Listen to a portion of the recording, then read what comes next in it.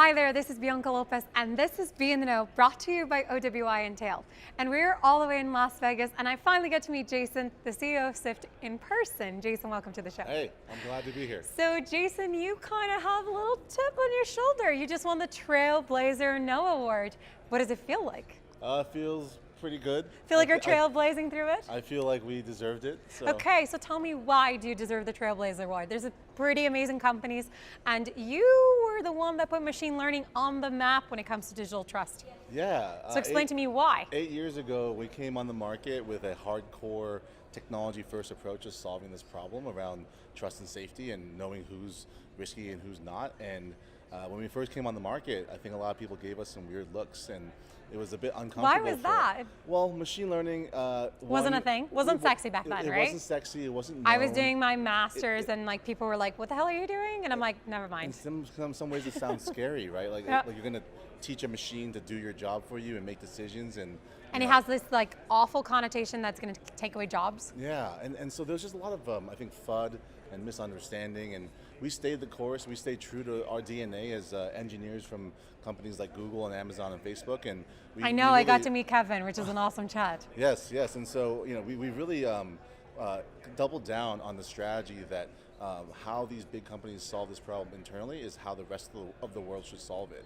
And so democratizing that and making that available as a easy SaaS-based platform has been proven well for us, and I think the award today was just a recognition of all we've done. A recognition of 8 years of trailblazing and hard work, punching and getting through it. So tell me, like, you're an engineer, I'm a mathematician.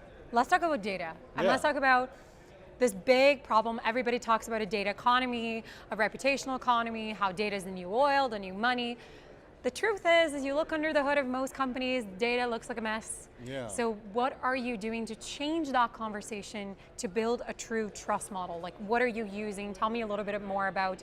Yeah, the secret sauce of Sift. Yeah. Everyone wants to know, and I'm always happy to share it, because the truth is that when it comes to machine learning and running large-scale production-ready machine learning systems, you can tell them all the secret. It's going to take them 8 years to get there. Well, and people over emphasize the sexy models and algorithms, deep learning, neural nets, and they invest and underweight the importance of just building a highly scalable, reliable, fast infrastructure that can put that data to work, at scale. Mm-hmm. And people who are experts in machine learning will tell you that the simple algorithms combined with large data sets will outperform fancy algorithms with small data sets. And so we've really focused on the strategy of how do we build the rails and internal systems so that we can put as much data to work as possible. And what is part of that work of taking, like, you work with pretty large companies and you take large data sets that are not really clean. Yeah. Right? Data comes from different sources, and one of my biggest problems that I often talk to people about, the power of understanding your user journey. Yeah. And a mindset shift that needs to happen on knowing, how do I build a trust history with you? I kind of have to pay attention to the details, and the details come in the form of data in the digital world today. So tell me some of that sort of conversation and change that you have to create. I think that's been part of our innovation, is that when we came to the market, it seemed like everyone else was focused on just the transaction. Yeah. And we were scratching our heads. The end, right? There's all this data and digital breadcrumbs leading up to the transaction and following the transaction. Why aren't we taking advantage of that and putting that to work? And what made you think of that, Jason? I think, like, you're a co-founder, like, you're CEO. I think part of it was our naivety. So we're me and my co-founder and the early team, we're not people from this industry. We're engineers at heart. We know how to build highly scalable distributed software systems, and we had experienced at companies like Amazon and Google, seeing first class how powerful data can be when you put everything to work and leave no stone unturned. And so cohesively together. Yes. And so we had that vision from day one of building our internal infrastructure so that it could scale across not just the user journey, but also different types of fraud. And that's really enabled us to establish a leadership position as the trust and safety vendor of choice for companies like Airbnb, Twilio, Wayfair, Twitter. It's been really exciting to work with these innovators that see us as someone that they can trust. And where do you see the sort of future going with them, or what are some of the sort of transitions and changes that you're seeing in the industry? Well, I'm always scratching my head at the innovative techniques that fraudsters are continuing to employ. I know, they're amazing, right? Yeah, I mean, they're Like, if only we could just hire all of them. Yeah, well, yeah, and then so I scratched my head at what point do we start seeing AI battling AI?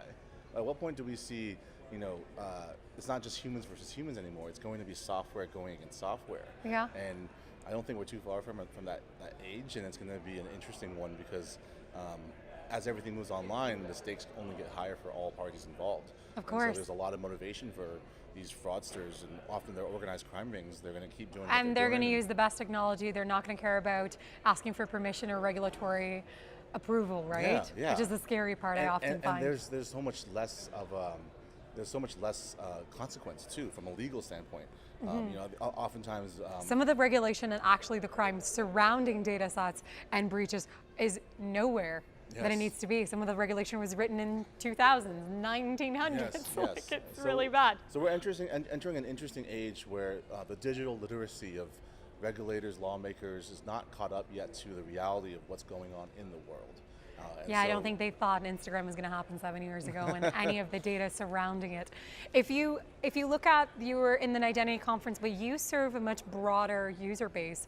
Do you think that people understand the connection between data and identity today, or identifiers and credentials? I think that people often have a layman's understanding of data, and they read what they see in the headlines and they just believe it kind of at surface value. I think. So what is one of the big myths that you often think that people need to understand? Well, give me a literacy tip for people. I think the everyday person should just carefully consider that data is a double-edged sword. And yes, you have creepy use cases for more targeted advertising, which I don't personally support and don't ever want to support as a business. But what we do as a business requires access to data so that we can accurately protect and identify high-risk users and help these businesses thrive and survive. And so, as we think about regulations, GDPR has just started, just the tip of the iceberg here. But how do you balance the situation and the needs of what's going on in that moment? And I love that because your name used to have science, now it doesn't, but it still has my two pillars of safety and trust. Yeah. And it's not an or, it's an and, right? Yeah. And I think that I often say this to people in terms of sort of taking an abstraction point from a technology perspective. You can't protect somebody you don't know. Yeah. And somebody you don't understand. You can't give them good value. You're going to buy crappy presents. You're going to be a bad listener. So why should it be any different with data, which is just pieces of us in some form of code? Yeah, and trusting and someone requires to know something about them. Yeah. And so. And the consent piece in GDPR to me has still a lot of work to do. People don't understand. We all just scroll, accept terms and conditions, and off we go, right? Yeah, and so I want to be respectful of privacy, but I also want to make sure that people know.